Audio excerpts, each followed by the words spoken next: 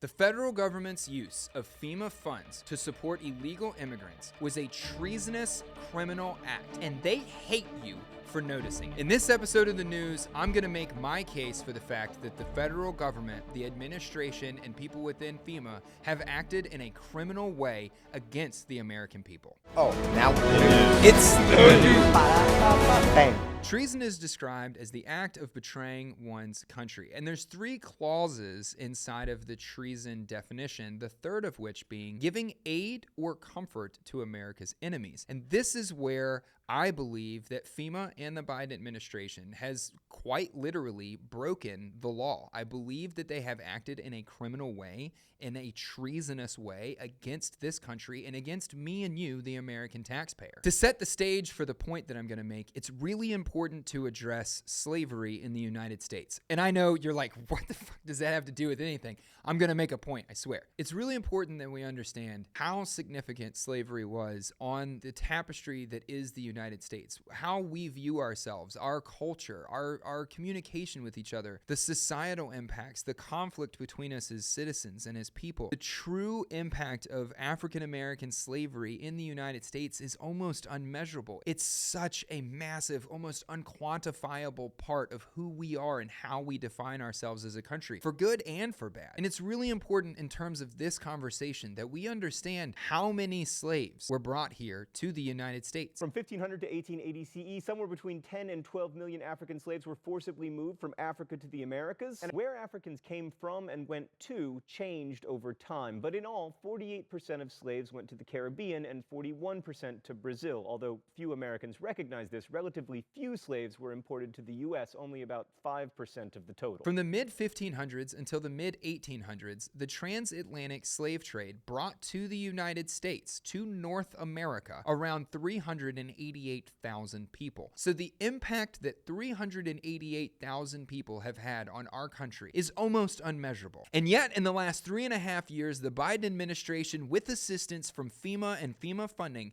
has imported 20+ million people into this country. The damage and the long-term effects that they have carried out on the American people, on the tapestry of our society, our culture, and our country is truly unmeasurable. We have absolutely no idea what we have truly done to ourselves, and only time will tell what the impact of 20 million people over a 3-year period into this country will truly do to us. I mean, it's human trafficking on a scale that the world has never seen before, and they financed all of this human trafficking and organized it with FEMA funds. And I know, someone out there is just gonna say, nuh-uh. If your argument is that the government did not use FEMA funds in order to assist the migrant crisis, well, that's categorically false. FEMA regional administrators have been meeting with city officials on site. Funding is also available through FEMA's emergency food and shelter program to support humanitarian relief for migrants. The Biden-Harris administration spent over $1 billion from a FEMA program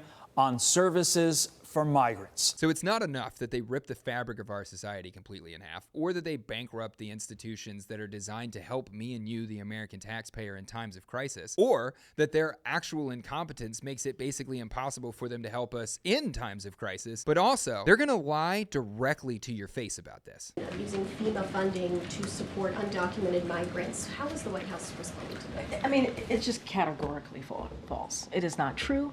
It is a false statement. And there is no argument that FEMA is about to run out of money. Mayorkas himself made a public statement saying that FEMA is running out of money. We do not have the funds. FEMA does not have the funds to make it through the season. These people are common thieves. They are criminals, and they hate you for noticing what they're up to. They have imported 20 million people and funded them and paid them and assisted them getting here and made their quality of life better than your quality of life through the use of FEMA funds, to the extent that now that we are in hurricane season and now that there are Americans in need, they are out of resources to help me and you. And they have done all of that in order to strengthen their potential ability to win the 2024 election. They have absolutely aided and abetted and provided comfort for the enemies of America with one goal in mind, and that goal is personal political gain. Nothing else. They have sold me, they have sold you, they have sold our children and our futures as a country down the road for personal political gain that at best lasts them 4 years. So FEMA is coming into these areas and shutting down volunteer established distribution centers in order to inventory all of their private donated supplies so that they can pad the FEMA ledger with things that they did not have and money they do not have to give out. We do not have the funds. FEMA does not have the funds. The only reason that FEMA would want to make it appear like they have done more than they actually have is in an effort to politically help the current administration. That means that Americans have been denied or delayed help and assistance because of the federal government attempting to help the political party currently in power. You, the American taxpayer, have been tossed to the side for personal political gain once again. And as if all of this wasn't enough to boil your blood as it stands, on October 5th, right in the middle of this, Kamala Harris, the current VP, and for all intents and purposes, the only person awake inside of the White House, announced that $157 million is going to be given to the war-torn parts of Lebanon in order to help the struggling civilians of Lebanon. And I'm not going to get into the political conversation about the fact that Israel completely removing the entire leadership structure of Hezbollah has potentially kept the world from entering into World War III. I'm going to leave that alone. Or the fact that this $157 million isn't going to go to Lebanese citizens, but to the people in power of Lebanon, which is in fact Hezbollah, a terrorist organization. So we're not just paying terrorists in Afghanistan, we're also paying them in Lebanon too. This is a critical point that I need people to begin to understand. The government is not ineffective. They're not so stupid that they didn't see how this would play out in the American political sphere. They made this decision to pay the people of Lebanon instead of the people of America very intentionally. It is fundamental to the Harris campaign's victory in 2024 that they win Dearborn, Michigan, a place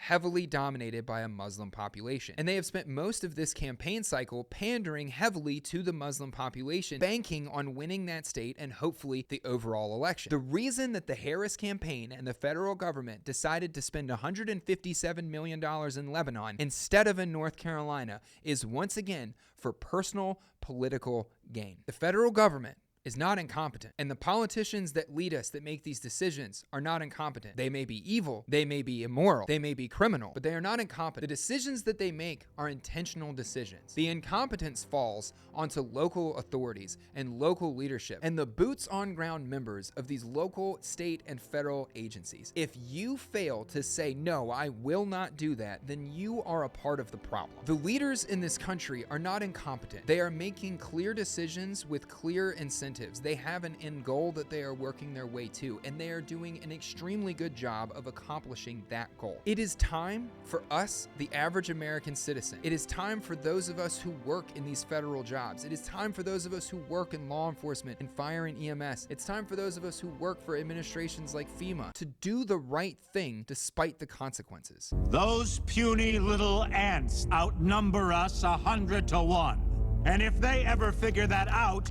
there goes our way of life. For those of us who are self-determined, moral, and accountable human beings, we have to start taking action in the absence of orders because the people giving the orders have decided that they don't care about us. Not a little, not at all. Our leadership have actively sold us down the tubes for nothing but personal gain. It's despicable and it's criminal. Our leaders have lied to the American taxpayer and they have stolen our future, the future of our country, and the future of our country for our children and our children's children. I'm proud that my views are considered radical because the norm is getting Americans killed. What our country demands of us now is that those of us who are self-determined people, those of us who are willing to walk the hard path, who are willing to blaze a path into the future despite the consequences, be a leader and ignore the herd. And remember, it's okay to be dangerous.